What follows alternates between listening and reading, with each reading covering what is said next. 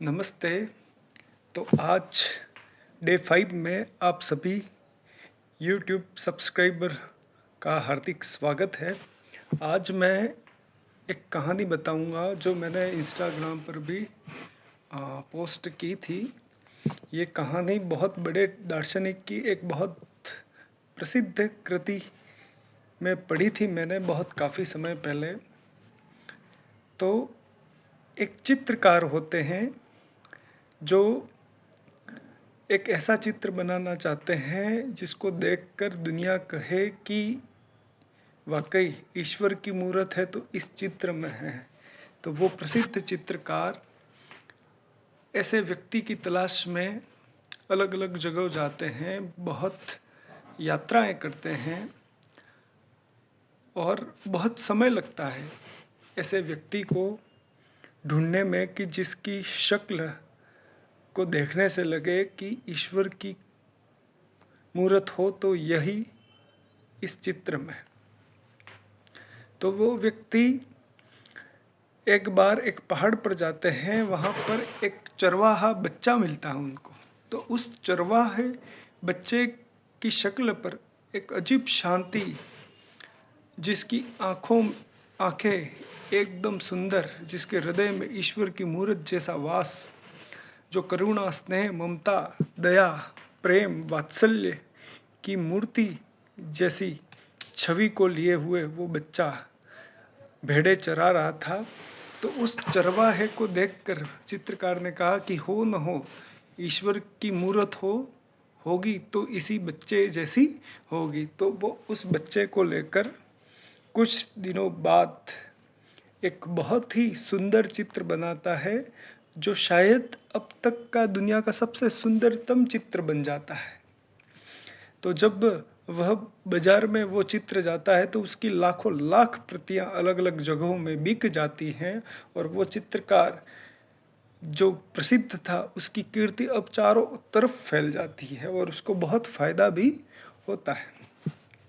अब वही चित्रकार 15 साल बाद जब सोचता है कि मैंने ईश्वर की मूरत तो बना दी, क्यों न अब मैं शैतान की मूरत भी बनाऊं, क्योंकि जीवन में द्वंद्व है, हार है तो जीत है, सुख है तो दुख है, रात है तो दिन है। यानी कि एक सिक्के के दो पहलू हर हमेशा रहते ही हैं। वैसे ही सत्य के भी दो पहलू हैं और झूठ के भी दो पहलू होते हैं। तो वो चित्रकार फिर ढूंढता है ऐसे व्यक्ति को जिसको देखकर कोई कहे कि शैतान हो तो यही हो। तो वो उसका चित्र बनाना चाहता था। फिर वापस वो चित्रकार अलग अलग जगह जाता है, भटकता है। अब शैतान व्यक्ति तो ऐसी जगह मिलेगा जो बुरे कामों के लिए जगह जानी जाती है।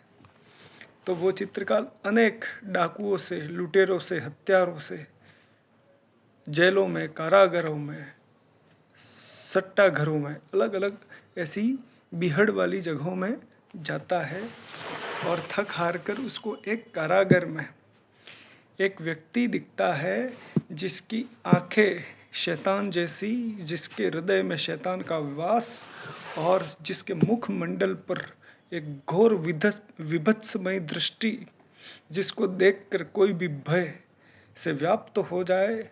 बहुत ही डरावनी काया को लिए हुए वो बंदी। तो चित्रकार ने सोचा कि हो न हो शैतान हो तो यही बंदी होगा।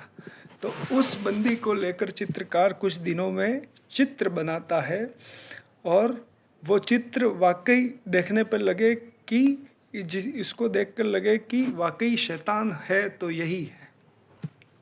अब उस चित्रकार ने क्या किया था, ये शैतान वाला जो चित्र बनाने से पहले वो अपने साथ ईश्वर की मूरत वाला भी चित्र लेकर आया था। अब उसने शैतान की मूरत वाला भी चित्र बना दिया। ये सब करते हुए पीछे बंदी बैठा हुआ था। वो बंदी जैसे ही ईश्वर की मूरत वाला पहले वाला चित्र देखता है तो वो फूट फूट कर रोता है। तो चित्रकार आश्चर्यचकित होता है कि ऐसा क्या हुआ। तो चित्रकार उस बंदी के पास जाता है और पूछता है कि हे बंदी तुम क्यों रो रहे हो? तो वो बंदी फिर फुट फुट कर रोते हुए कहता है कि हे महान चित्रकार, आपके पास जो ईश्वर की मूर्त वाला चित्र है वो मुझ दुर्भाग्यशाली व्यक्ति का ही है। 15 वर्ष पहले आपने जब ईश्वर की खोज के लिए जिस बालक का चित्र बनाया था वो बालक मैं ही हूँ, लेकिन आज 15 वर्षों बाद आपने जो शैतान का चित्र बनाया, आज वो व्यक्ति भी मैं ही हूँ।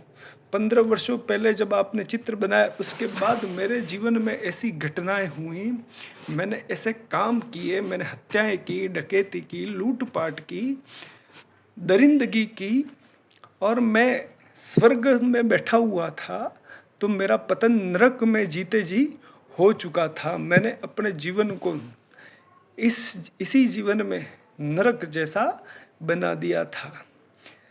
तो मैं वही दुर्भाग्यशाली बालक हूँ जिसका चित्र आपने 15 बरस पहले बनाया था ईश्वर की मूर्त को लेकर, और 15 बरस बाद जब आप शैतान की मूर्त वाला चित्र बना रहे थे तब मैं ही वही व्यक्ति था।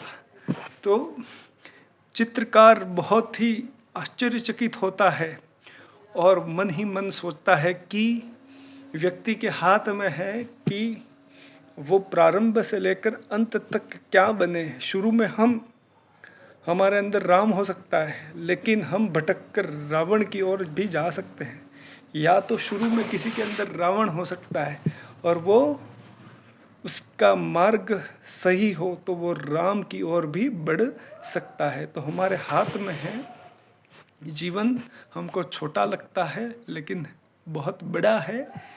कभी भी हमारे साथ ऐसे कार्य हो सकते हैं जिससे हमारा पतन हो सकता है। तो हमें सदैव अच्छी बातों के लिए प्रेरित होना चाहिए, और ऐसा ना हो कि हमारी 1000 अच्छाइयों पर एक बहुत बड़ी बुराई भारी बन जाए और हमारा पतन हो जाए। आप न्यूज़ चैनलों में, अखबारों में देख रहे हैं कि बड़े बड़े प्रसिद्ध लोगों का पतन कैसे हो रहा है। इसलिए हमें हमारे चरित्र को उज्जवल, शीतल बनाकर रखने की आवश्यकता है, और सबसे ज़्यादा आवश्यकता तब है जब कोई व्यक्ति प्रसिद्ध हो रहा है, तब उसको बहुत सावधानी बरतने की आवश्यकता है।